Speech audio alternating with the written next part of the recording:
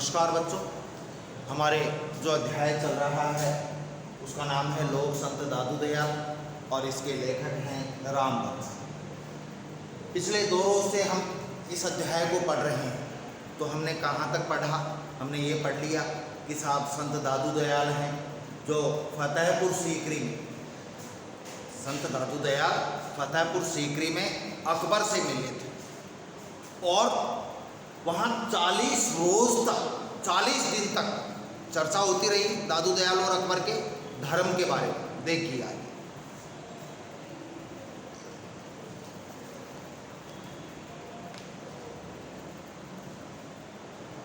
कुछ लोगों का कहना है कि दादू ने फतेहपुर सीकरी में अकबर से भेंट की थी और 40 दिनों तक आध्यात्मिक विषयों की चर्चा भी करते रहे।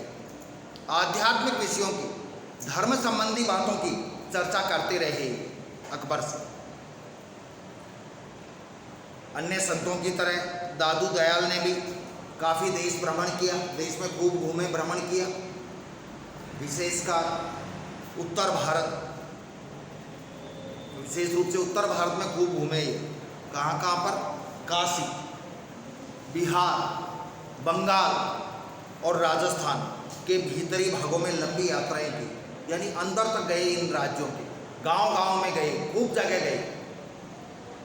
अंत में ये सब जगह घूम घाम कर लास्ट में ये नराना राजस्थान में रहने लगे। नराना नाम की जगह है, वहाँ पर ये रहने लगे जहाँ उन्होंने अपनी यह लीला समाप्त, और नराना में ही इन्होंने अपनी जीवन लीला समाप्त की, यानी इनकी मृत्यु नराना नामक गाँव में ही हुई। दादू की इच्छा के अनुसार, दादू की इच्छा के अनुसार उनके शरीर को भैराना की पहाड़ी पर स्थित एक गुफा में रखा गया। उनका जो शरीर था, मृत शरीर, उस मृत शरीर को भैराना की जो पहाड़ी है, उस भैराना की पहाड़ी में रखा गया।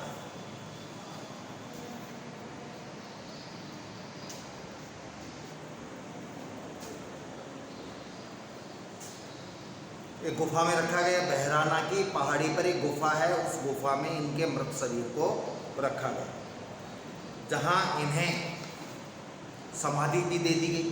फिर बाद में यहाँ समाधि लगा दी गई, इनकी एक चबूतरा बना दिया गया। इसी पहाड़ी को, कौन सी पहाड़ी को?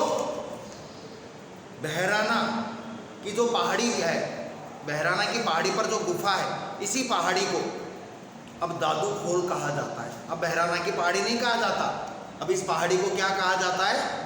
दादू खोल।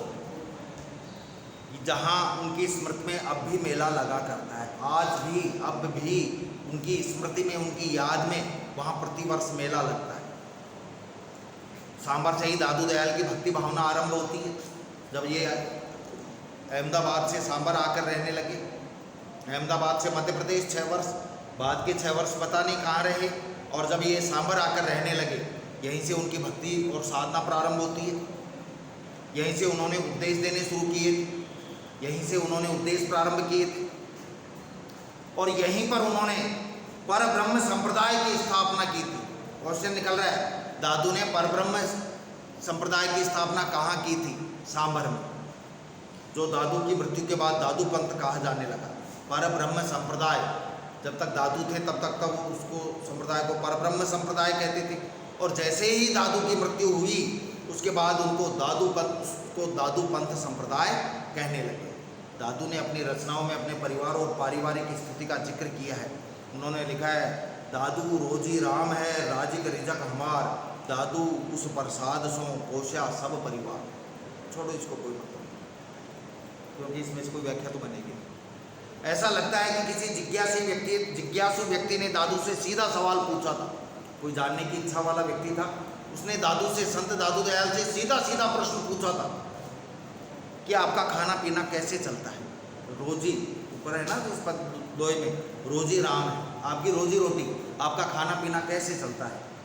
आप अपने परिवार का भरण पोषण कैसे करते हैं? ये परिवार को भी तो खर्चे की, खाने पीने की ज़रूरत होती है, पत्नी और बच्चों को, तो वो काम कैसे करते हो आप? अर्थात आपकी आय का साधन क्या है? आपकी कमाई कहाँ से होती है? रुपया पैसा आपके पास कहाँ से आता है? यहाँ तो चारों ओर अभाव ही अभाव दिखाई दे रहा है। आपको देखकर ऐसा कुछ लग ही नहीं रहा है कि आपके पास कुछ होगा भी। इस जिज्ञासा को शांत करने के लिए दादू ने कहा, अपने भक्त की इस जिज्ञासा को शांत करने के लिए संत दादू दयाल ने कहा, क्या कहा कि राम ही मेरा रोजगार है। क्या है मेरा व्यवसाय? भगवान की भक्ति करना ही मेरा रोजगार है, राम ही मेरा रोजगार है, वही मेरी संपत्ति है। उसी राम के प्रसाद से परिवार का पोषण हो रहा है, परिवार को पाल रहा हूँ। इन पंक्तियों से यह अनुमान लगाया जा सकता है कि यहाँ ऐश्वर्य का बोलबाला नहीं, संपन्नता का दिखावा नहीं था, ऐश्वर्य का बोलबाला नहीं था। यहाँ दादू के यहाँ गरीबी का साम्राज्य है, केवल और केवल गरीबी। यह बात यहाँ रेखांकित करने लायक है, यह बात यहाँ बताने लायक है कि दादू को अपनी गरीबी से कोई शिकायत नहीं। ज़्यादातर लोग तो गरीबी से दुखी होते हैं, लेकिन संत दादू दयाल को अपनी गरीबी का कोई दुख नहीं था। इसे सहज जीवन स्थिति मानकर उन्होंने स्वीकार कर लिया कि भाई जो भाग्य में होना है वो तो होकर रहेगा। सहज जीवन स्थिति मान लिया था उन्होंने इसको।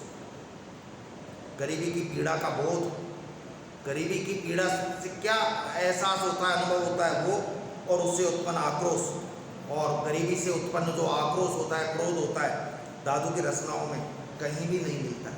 उन्होंने अपनी गरीबी के बारे में, गरीबी के दुखों के बारे में, गरीबी से उत्पन्न क्रोध के बारे में कहीं कुछ नहीं लिखा है। दादू के जीवन काल में उनके अनेक शिष्य बन चुके थे। जब दादू जिंदा थे, जीवित थे, तो इनके जीवन काल में इनके बहुत सारे अनेक शिष्य बन चुके थे। उन्हें एक सूत्र में बांधने के विचार से, उन शिष्यों को एक सूत्र में बांधा जाए, वो शिष्य एकजुट रहे। एक पृथक संप्रदाय का की उन्होंने विचार किया इस बात का कि भाई एकजुट रहने चाहिए शिष्य, एकता होनी चाहिए शिष्यों में। तो उन्होंने एक पृथक संप्रदाय की स्थापना होनी चाहिए। उन्होंने सोचा कि एक अलग ही संप्रदाय बनाना चाहिए, एक अलग ही संप्रदाय की स्थापना होनी चाहिए। यह विचार स्वयं दादू के मन में आ गया था। यह विचार दादू के मन में आ गया था कि भाई शिष्यों में एकता के लिए एक अलग ही संप्रदाय की स्थापना करनी चाहिए। और इसीलिए उन्होंने सांबर में पर ब्रह्म संप्रदाय की स्थापना कर दी थी। इसीलिए उन्होंने सांबर में पर ब्रह्म संप्रदाय की स्थापना की थी। दादू की मृत्यु के बाद उनके शिष्यों ने इस संप्रदाय को दादू पंथ कहना शुरू कर दिया। पहले आ चुका है भाई, जब तक वो जिंदा रहे जब तो परब्रह्म संप्रदाय रहा, और जैसे ही संत दादू दयाल की मृत्यु हुई, उनके शिष्यों ने परब्रह्म संप्रदाय का नाम बदलकर क्या कर दिया, दादू पंथ संप्रदाय कर दिया। आरंभ में इनके कुल 152 शिष्य माने जाते हैं। क्वेश्चन निकल रहा है, इनके कितने शिष्य माने जाते थे शुरू में? 152, 152 इनके शिष्यों के थांबे प्रचलित हुए। कोई बड़ा शिष्य होता तो ये कहता कि साहब इनके शिष्य का थांबा है स्थान। इनके थांबे अभी अधिकतर राजस्थान, पंजाब और हरियाणा में, आज भी राजस्थान, पंजाब और हरियाणा में इनके शिष्यों के थांबे हैं, स्थान हैं। उनके शिष्यों में, दादू दयाल के शिष्यों में गरीबदास, बदना, रजब, सुंदरदास आदि प्रसिद्ध हुए। ये तो बहुत बड़े शिष्य थे इनके, जो ये भी संत बने आगे चलकर। संत दादू दयाल के स्मारक रूप विशिष्ट स्थानों में सर्वप्रथम स्थान करडाला व कल्याणपुर प्रसिद्ध है। संत दादू दयाल के जो स्मारक है, उन स्मारकों में सबसे अधिक प्रसिद्ध जो स्मारक है वो करडाला या कल्याणपुर है।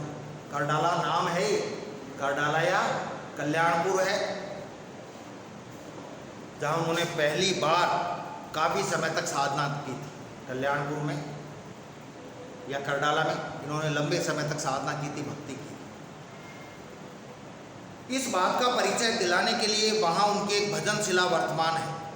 वर्तमान में उनकी एक भजनशाला है, भजनशिला है।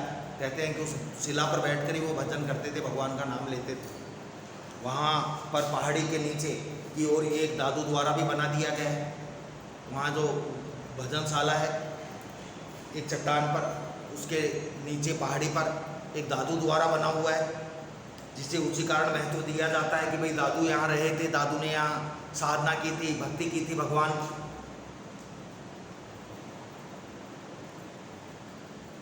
करडाला के अतिरिक्त सांबर में भी दादू जी की एक छतरी बनी हुई है। करडाला में भी इनकी छतरी है और सांबर में भी इनकी एक छतरी बनी हुई है, जो उनके रहने की पुरानी कुटिया का प्रतिनिधित्व करती है।